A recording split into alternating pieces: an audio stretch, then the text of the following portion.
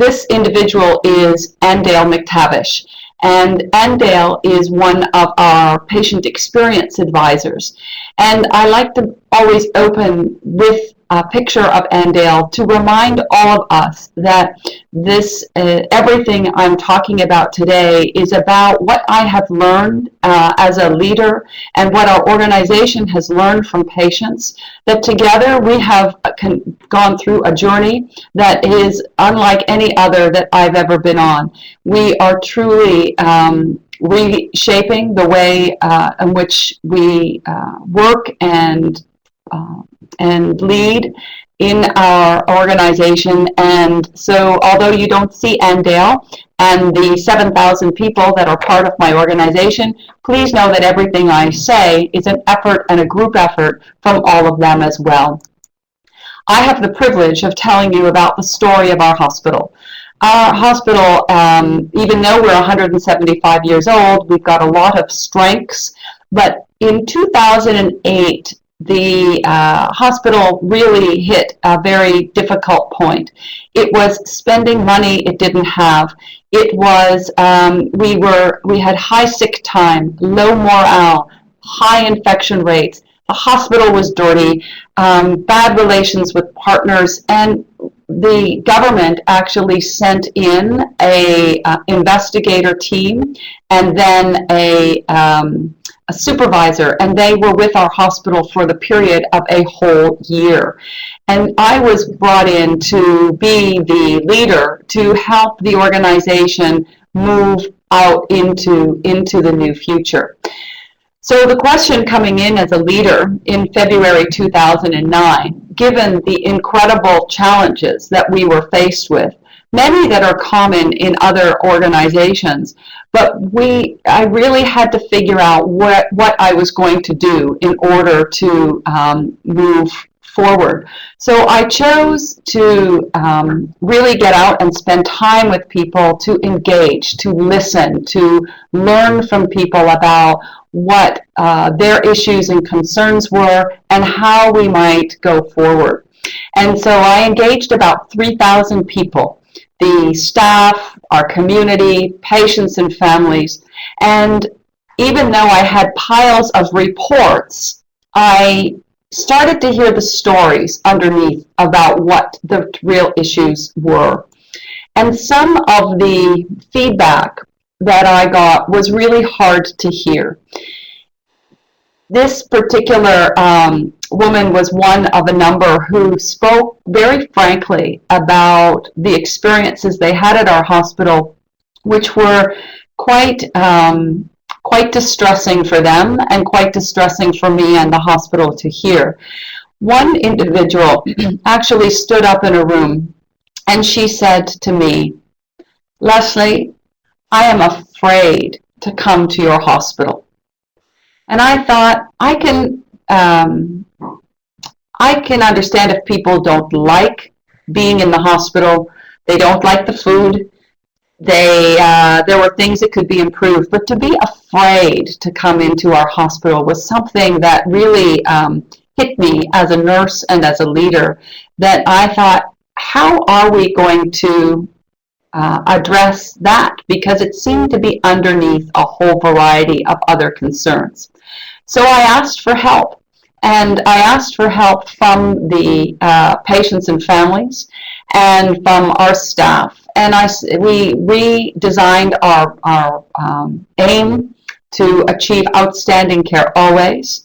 And that was really focused about having an outstanding experience for every patient every day. And we did a lot of work of really trying to understand what would that look like, and then put plans in place for how we were going to achieve that over the next 5 years. Our mission was squarely embedded on being a community of people dedicated to transforming the patient and family experience. And then we thought, how can we do this ourselves? Because everything we were hearing was that we needed to be involving and engaging and listening to people more. So we put a stake in the ground, a very firm decision that really radically changed the directions that we were headed. This decision was, and the declaration was, any decision where there is a material impact on the experience of patients, a patient will be at the table. And you think about all the decisions that you make in your organization, and just start to imagine for a moment what it would be like if you actually then brought in a patient and family to be part of those decisions. Often people's first reaction is, how could we do that? This is our business. We are the experts. We are the ones, as be it caregivers, administrators, and others, that know what needs to be done. Well, we decided that, in fact, that we were going to be on a journey that said, we are going to embrace the philosophy of nothing about me without me. And that philosophy actually came from a gathering of 15 people in Salzburg, Germany, or from 35 people in Salzburg, Germany, 15 years ago. And they gathered together and they started to imagine what would it be like if we had a place that they imagined called people power. And what would it be like to actually create an organization and a healthcare system that was truly patient-centered? And a Norwegian nurse put up her hand, and she was the one that first said, I think what we're trying to achieve is living the construct of nothing about me without me. So we've taken that and said, let's look at everything we do in our organization through that lens. Where we are today is very different than where we started 6 years ago. This is not an overnight fix. This is not a quick flip of a few policies. This is truly a journey of listening and learning together with those that we have grown up to think that we serve, that we do 2 patients, we do 4 patients. And now what we've embraced is the notion of doing things with patients and families at every step of the way. One of the features, the prime features of this journey and movement is a commitment to open conversations. This image is from a very early session that we held with patients and families who had been part of our Patient and Family Advisory Council, which we established right at the get-go to help us deliver on the strategy. And these folks, they wanted to share their story with the community about what it was like to be a patient experience advisor at KGH, why they became one, and to try and encourage others to be part of this change.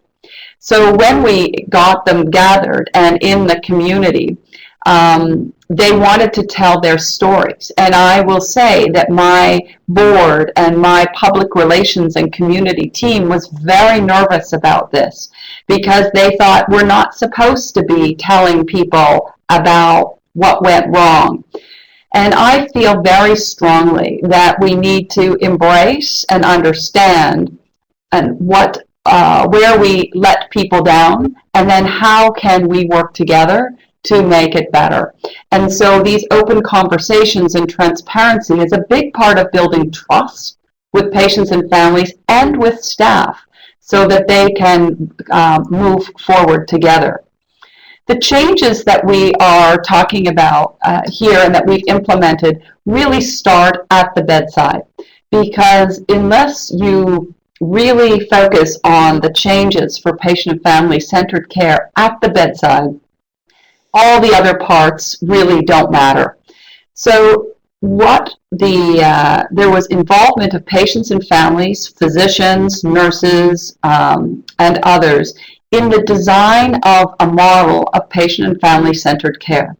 And this was truly what is now called co-design. We didn't know that term when we started, but together we started to map out what the experience of being a patient at KGH would look like and feel like.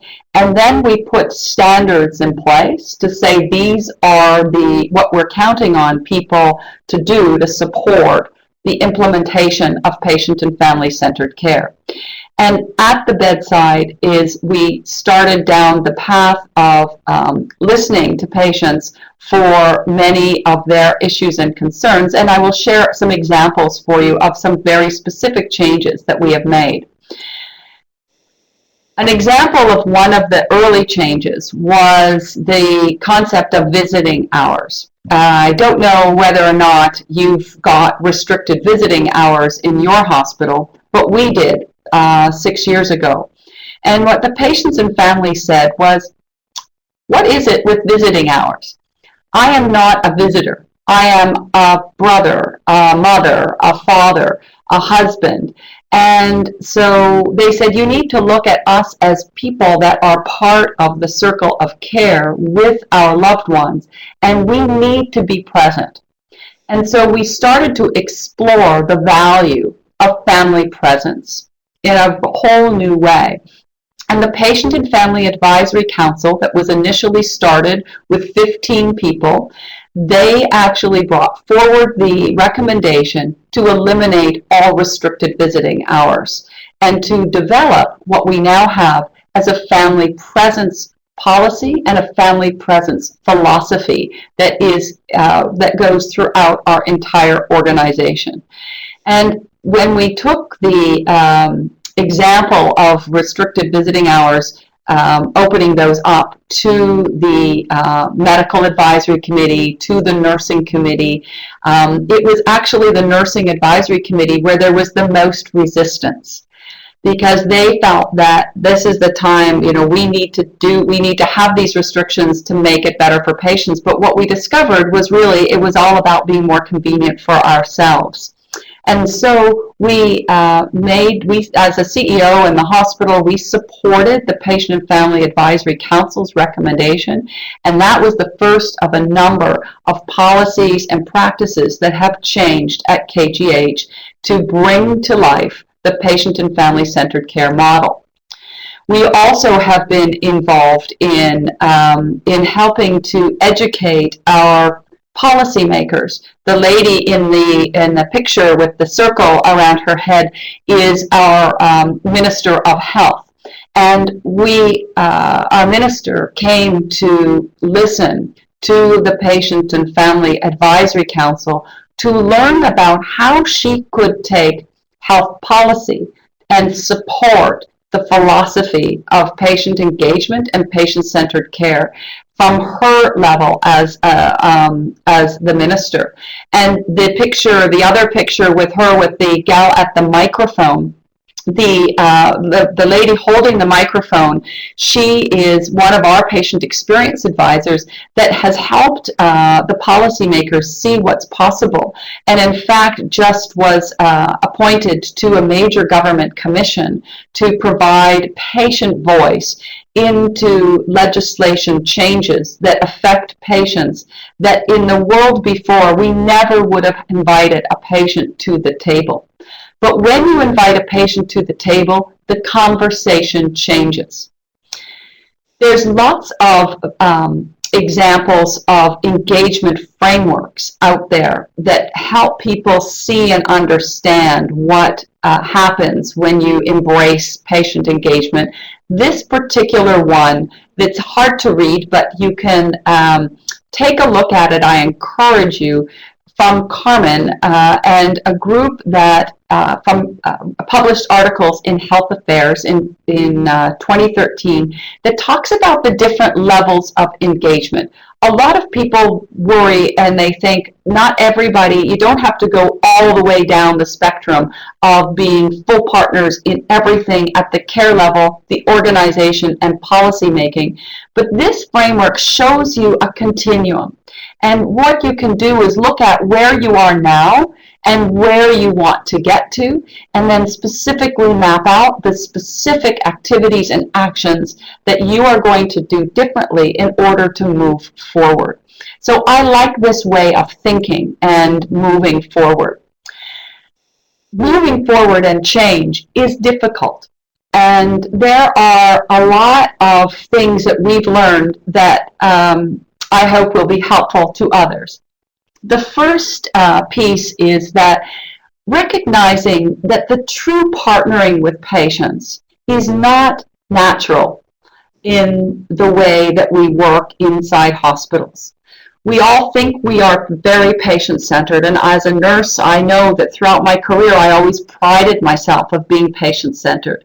But when you really look with the patient at your side, the lens of everything you do, you start to realize that there's a lot of things that we do that make it convenient and efficient for us, but not always in the best interest of the patients.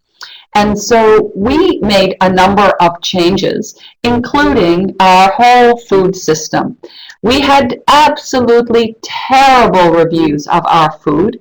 We had food satisfaction at about 40%, and we knew we needed to make an investment in our very old cooking methods that we had in the hospital, and our equipment was old. So we were going to make investments some way. And we asked patients and families to partner with us through the process. And when you go down this route, a lot of times people will think, if I involve patients and families, they're going to come up with ideas that are more expensive or more difficult to do. And I will tell you through our experience that once patients and families, if they really get to understand what are the overall goals, we have a number of shared goals. They've got some fabulous ideas to help you actually become more efficient and better quality at lower cost. And so when we went down this path, one of the things, though, that I didn't realize was how different this was for the staff. And that we've learned a lot about the importance of staff training and education in going down this route.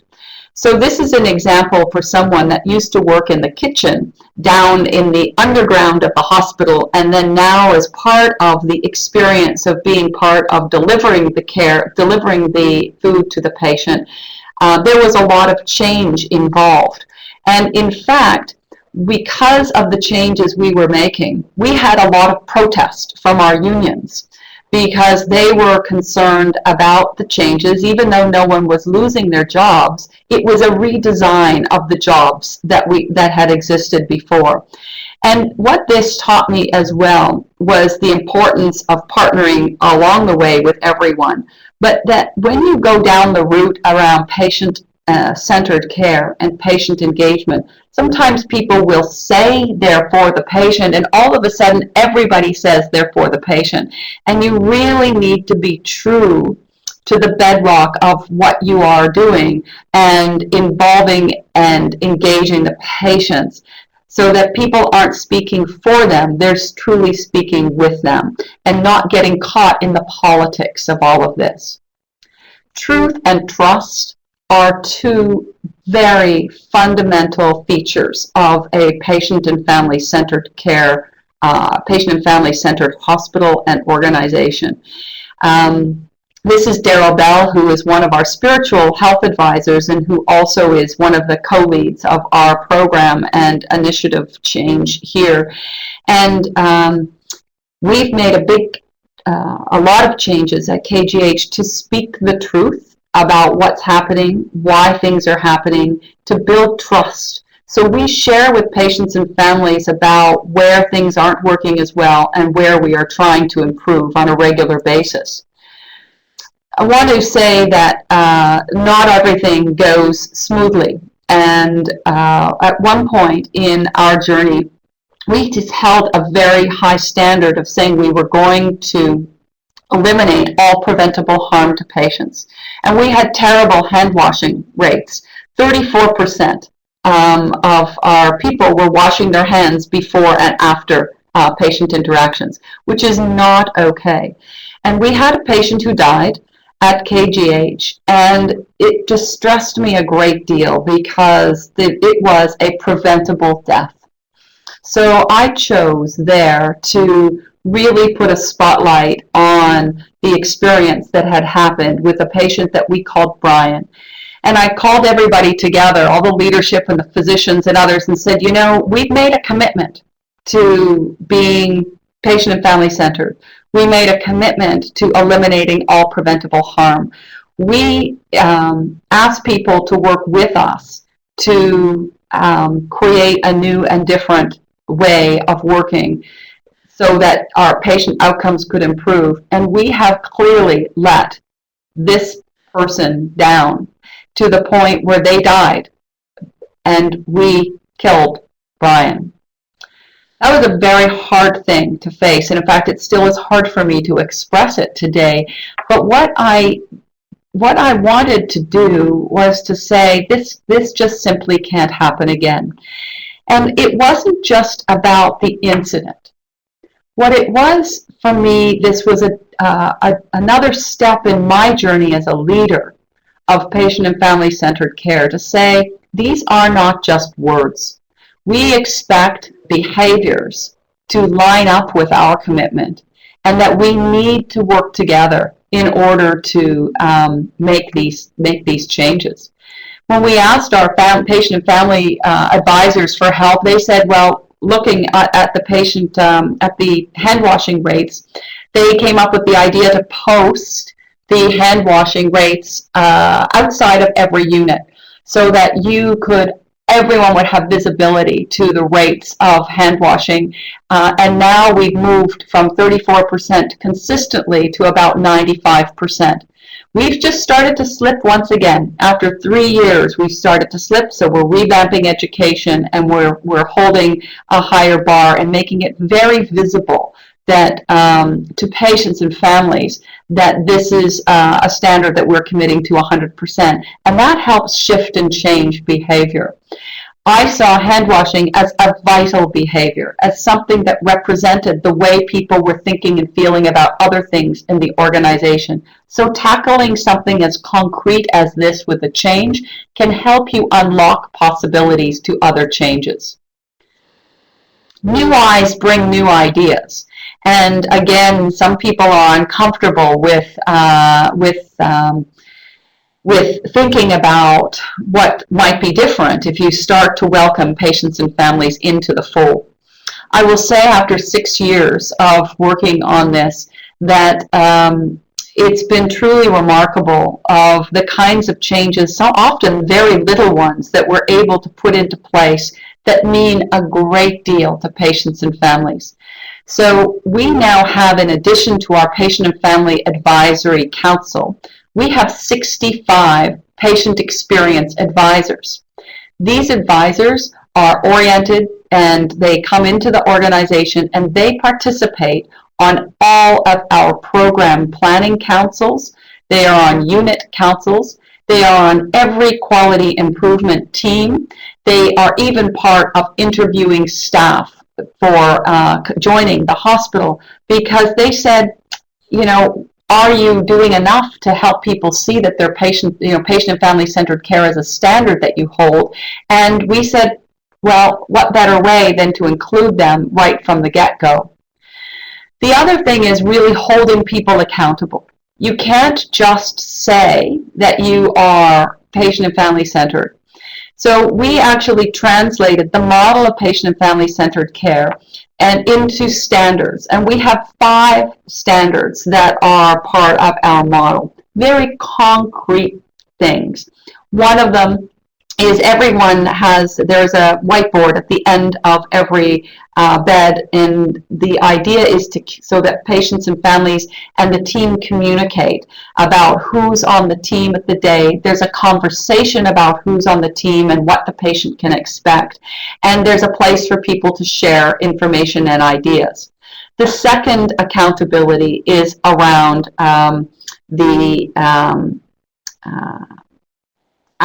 purposeful hourly rounds. And so one of the things patients and families kept saying, we don't know, who's coming and when. And so there's a model of care that supports purposeful hourly rounds and the communication with the patient every hour. And we redesigned the model of care within our existing resources to allow this to happen. The third area is with the name tag. You can see that circle. One of the things that people in our hospital, our patients and families said, we don't know who anybody is. We can't tell a nurse from a doctor, from a housekeeper. And I don't know if that's the same in your organization, but it was a very big deal. And patients said, we want it to be different because we want to know that it would help build trust and confidence for us and help us feel better and safe. So we redesigned our name tags, and as you will see in the picture and here, so it's got a very big name of the person and the role that they have. But then I'm not sure about what you do, but in our place, what happens is that patients said, but what the team does is they typically turn it around, and then you see all the other information on the back that has nothing to do with the patients. So they recommended that it's the same on both sides. So the staff cannot turn them around to be away from the patients. And also, it is a policy in the hospital that we uphold everywhere, that everybody must wear their name tags up on at their chest level, where it's visible for patients and families to see. And if you walk through our hospital today, everybody is wearing that because we hold people accountable and we actually monitor that. You might think that's a little change, but it's been a very powerful one to help not only that for patients and families knowing who is coming in their room, but the fourth standard is around the introduction and conversation with the patients and families and the caregiver that says, hello, my name is, this is my role, and a set of communication together according to standards that help set the stage for partnering with patients. So we actually now have a training program that we partnered with the Cleveland Clinic, because they're very ambitious in this area as well, to design some training that now every nurse, every physician, everyone in our organization is going through to help make sure that the standard of the interaction and professional interaction with the patient is happening at that initial contact. The final standard of accountability is around the use of what we call patient feedback forums. And those patient feedback forums are when patients and families come to the hospital back after they've been on the unit to share their experiences directly with the staff. And often it's a very emotional experience because people are hearing about what worked and what didn't work. And then the staff develop with the patient and family and their advisors on their teams a series of PDSA, Plan, Do, Study, Act cycles, continuous improvement cycle projects that they will put in place to do rapid cycle improvements on those initiatives that were raised by the patient and family, so that they can make quick change locally to support a better patient and family experience. The results of our changes are many over the past 6 years, and we now have, as I said, all the patient advisors. They're everywhere. The improved reputation, the brand, the pride in the organization is dramatically different. Our financial deficit is eliminated. Our clinical outcomes are better. Our clinical efficiencies are better, and sick time is improved. And all of these changes were done through groups that involve patients and families. And that's the difference now of how we work. And even in thinking about efficiencies, often people will say, well, we don't have the budget. We say, well, actually, we have a lot of assets that we in the organization. How do we put those to the best use to ensure that they are achieving the patient-centered outcomes that are most important to us? And then we report on a regular basis. Every 3 months, there is a report to the community about what's working well, what we need to improve, and so that everybody knows and can see where we are in our journey. The other dimension of change that I wanted to speak to today is about a philosophy that we've introduced, also called patient-centered leadership.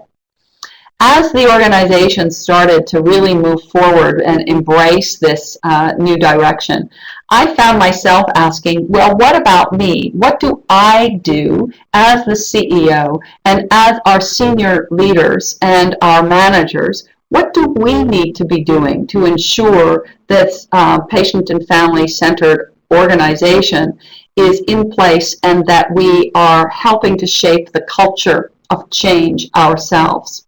So I designed this patient-centered leadership initially as a checklist of something that I could do myself, and then I have shared it and we are moving it throughout the organization for leaders to be doing these behaviors that I believe really signal to staff and to patients that we are part of the solution as well. So the first one is about seeing beyond the numbers, seeing people beyond the numbers. What we have done at Kingston General Hospital is that we've looked at every statistic that we collect. And if I could see you today and ask you how many people are involved in looking at reports and statistics, I'm sure there would be a lot of hands that were raised. And sometimes you get lost and you think, what the heck are we doing this for? So we have a practice that we call here at KGH, peopleizing the numbers.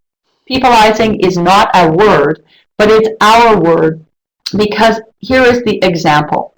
So when we had a patient advisor in our infection control committee, and we were looking at infection rates and looking at the level of infection rates that were going down or up, and a patient advisor put up her hand and she said, so how many people came into our hospital without an infection and left with one because we gave it to them?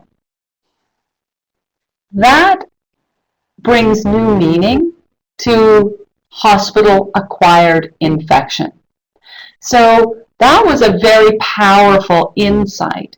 And now what we do is we look at everything through our emergency room length of stay, through to our infection rates, and all of our other quality indicators. We translate those into peopleizing. So it's not the number of pressure sores or skin breakdown that we look at, it's the number of people that have experienced skin breakdown. And that just always brings to the forefront that you're dealing with people and not with numbers. It's a practice you can implement and start implementing tomorrow. And leaders should be asking the questions to get behind the numbers and to peopleize. The second is to share stories. Language changes culture. Storytelling shifts a culture. What I mean by this is thinking about the reports that you give to each other, thinking about at meetings where you are talking about the patient experience or the experience of what you're working on as a group, and asking about what somebody did to help improve the patient experience today. That draws out the sharing of stories that help translate in the organization a bit of a cascade effect, and people start to think about, oh, I've got a story to tell about what worked or what I learned, and sharing that so that people can understand the specific examples of not just at a high level, but at a very specific level that somebody did that helped move through change. I will give you an example of when I do rounds and I was up and visited a patient. And then over time, a few weeks later, I got a call from him again in my office. And I thought, oh no, he's still here. He was supposed to be at home. I wonder what happened. And he called me up and he said, so I went up to his room again. And he said, Leslie, I want to let you know how lucky you are to be the CEO of this hospital because you have incredible staff. And he gave me examples of things that they did to make his experience better. And what I did was I practiced this patient-centered leadership. And I went in the hallway and someone said, how are you today? I said, well, I've got to tell you how I am. I've just heard this feedback from a patient, and I'm so proud and pleased. And I explained to them what happened. Then they told somebody else, and told somebody else. And that's part of sharing the stories and the learnings. Ask yourself also, have I included a patient in the decision that you are facing, in the work that you are doing? Now, we have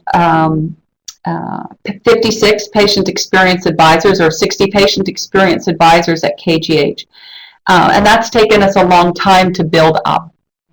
There are lots of ways to include the voice of a patient or the input of a patient. You don't always have to have one physically at the table, but you must demonstrate that the challenge that you are overcoming and working on has involved and engaged a patient. So as an example, we now have in the standards for our policies, when they go through, if it's a new protocol, a clinical protocol, or a policy that really affects the environment in which care is taking place, decisions about capital equipment, what to do, or buildings and renovations. It is a standard that patients must be included. And in the decision-making process, there is a place to indicate that you have involved and engaged patients the same way that we go to the medical advisory committee, the nursing advisory committee, the management committees. There's also the patient and family advisory committee, or the making sure that the patient voice through the programs that are bringing it up have been included. And this now changes the dynamic of decision making. And people now know that they simply can't bring things forward without having this process. Does it take longer?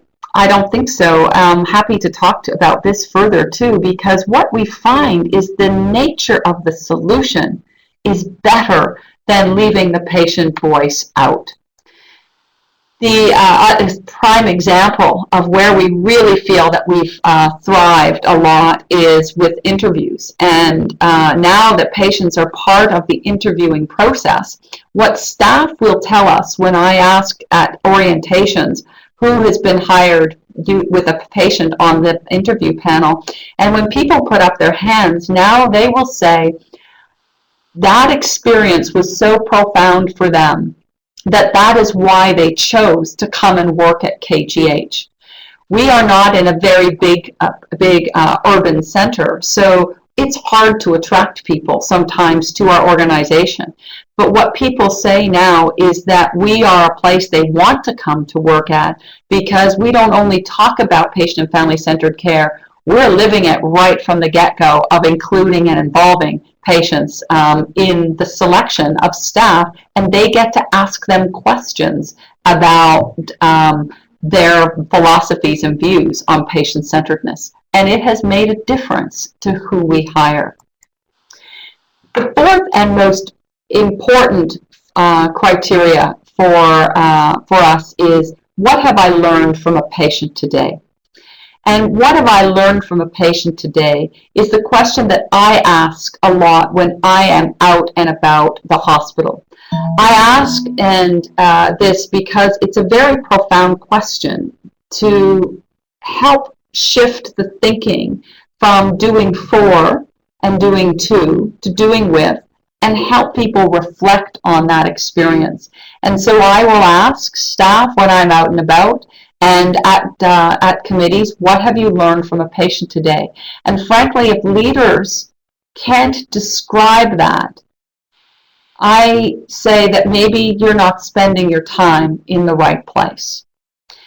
It's hard to be actively involved every day, but as leaders, you need to plan and deliberately plan the way in which you're going to interact with patients and learn from them, not just ask how they are, but truly learning and then passing that on to others so that they know that this is part of the leadership that they need to be demonstrating. Patient-centered leadership is really all about you and as a person who is demonstrating and leading the culture of change. A couple of other more concluding points. One, the winning conditions. People ask us a lot about the winning conditions for change. One is having a very clear strategy that supports this at the forefront. You want to make sure that that people are really clear about what the strategy is and why it's important. Our strategy was shaped with patients and families, and we hold it out all the time as what we're living now and working on the things that we committed to together. Leadership support is vital.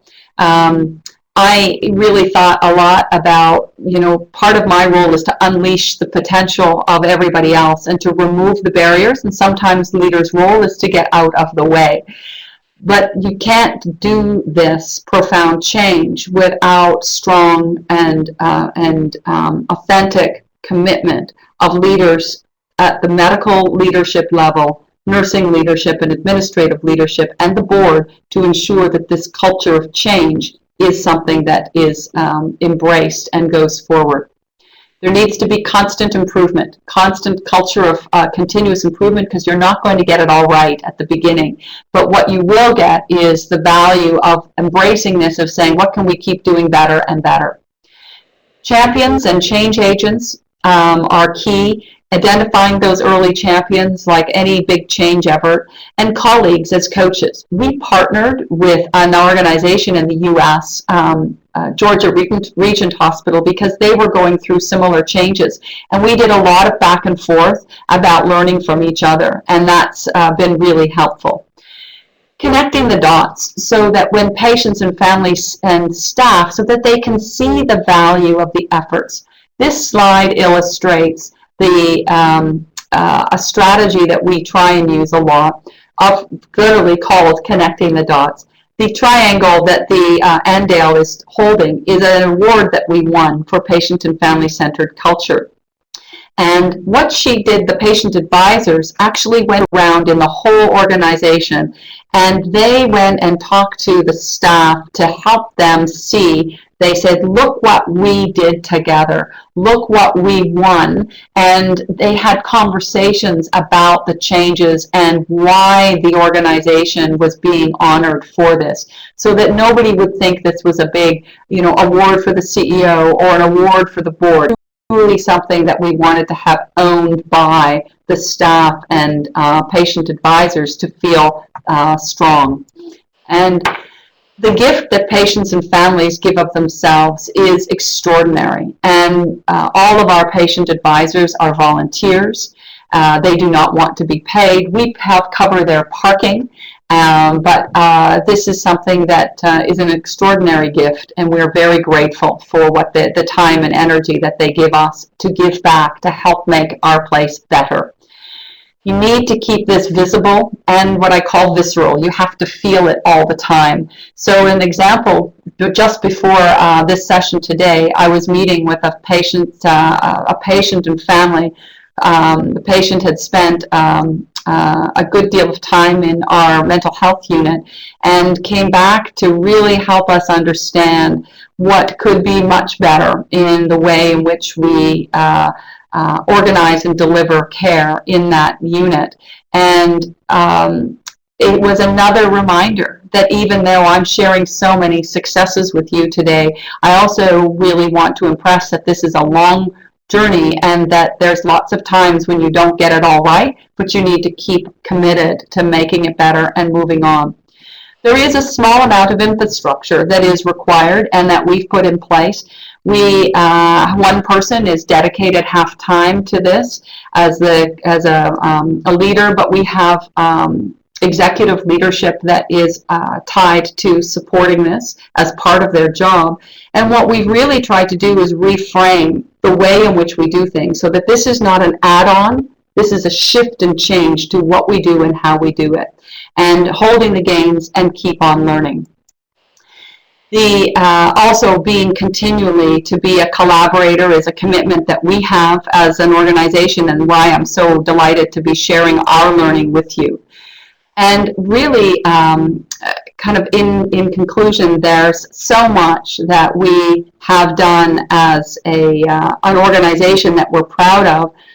But the KGH story piece is only part of the story of the big, broader shift. And I want to share just the final few moments with you of giving you a glimpse at what's happening globally in this whole, what I would call a power shift and a movement that's happening around involving and engaging patients and amplifying their voice of change. There is a lot going on across the globe, and there's a movement even in the Netherlands with Lucien Engelen and his team that at Ramadan University, where they've kind of helped introduce this standard of patients included. And what we're doing in Canada is actually Canadianizing this approach so that not only in our hospitals, but at conferences and events, that we are really looking at involving and engaging patients to be part of these things so that we can be learning and designing change together. Yesterday, we launched a major clinical trials research network in Ontario, and there were patients that were part of that because it's recognized that patients need to be part of actually the design of research. And that is new for us, but it is a direction we're committed to. And patients have stronger and stronger voices. And I was impressed with when I was in Denmark in Copenhagen just over a year ago, at the symposium around involving patients and trying to unleash patient power. It's a very new dynamic, but what I see out there is on social media. There are many patients who are taking their voice to the internet. And the other I learned from when I was just in Brussels, learned about they have an organization called the Flemish Patient Platform. And that is coming together of all patient advocacy groups together to help provide a voice that is now participating with government and with hospitals to support the involvement and engaging patients. And there's a call to action in many areas of the world. The person-centered care document, co-creating a healthcare sector for the future, that was put out in Denmark, I think is a very impressive piece of work that really helps people see what is possible and specific actions that can be taken. There is no one right path along here. This is part of where we need to be shifting and changing our ideas. I use this slide to help us see that sometimes we get so caught in thinking about the way things are, we miss seeing how the world is actually changing. This is a statue of the astronomer Copernicus. And he was an astronomer and a physicist and a mathematician. And he was the one that helped break the paradigm of everybody that thought that the world revolved, the universe revolved around the earth. And he saw, through evidence and shifting knowledge, that the universe actually revolved around the sun. And I think about what's happening with patient engagement and patient-centered care, that we are on a bit of a trajectory. There is a movement that I think is actually going to get us close to the Copernicus moment, if you will, where we actually start to see, and it becomes common understanding and belief, that is patients and families, they are the sun. And our health and healthcare system and our organizations need to be designed not only actually around them, but with them, but no question that they are the center. And I think we've moved too far to having providers, policymakers at the center, and that we need to pull back and really embrace this change because it's happening around us. That is very important. So I started with the story of nothing about me without me. And I really congratulate you for having a conference that is dedicated to thinking about and planning for the ways you as an organization can work differently with patients and families and embrace this this thinking and putting your philosophy. I would encourage you to think about everything you do. If you said, what would this look like if we really approached it from a nothing about me, without me perspective with patients and families? And I can assure you that once you start down this road, nothing looks the same. And it has truly been the richest leadership journey that I have ever been on. And I am so grateful to share with you today some of the changes that we've put in place. And I look forward to having some conversation with you. And thank you so much for including me in your program and inviting me to be with you, even in this virtual way, to talk about something that I think we are all quite passionate about, and the reason that we are all here, and that is to truly deliver and ensure that our patients and families have the best possible experience and the best experience in the world. Thank you.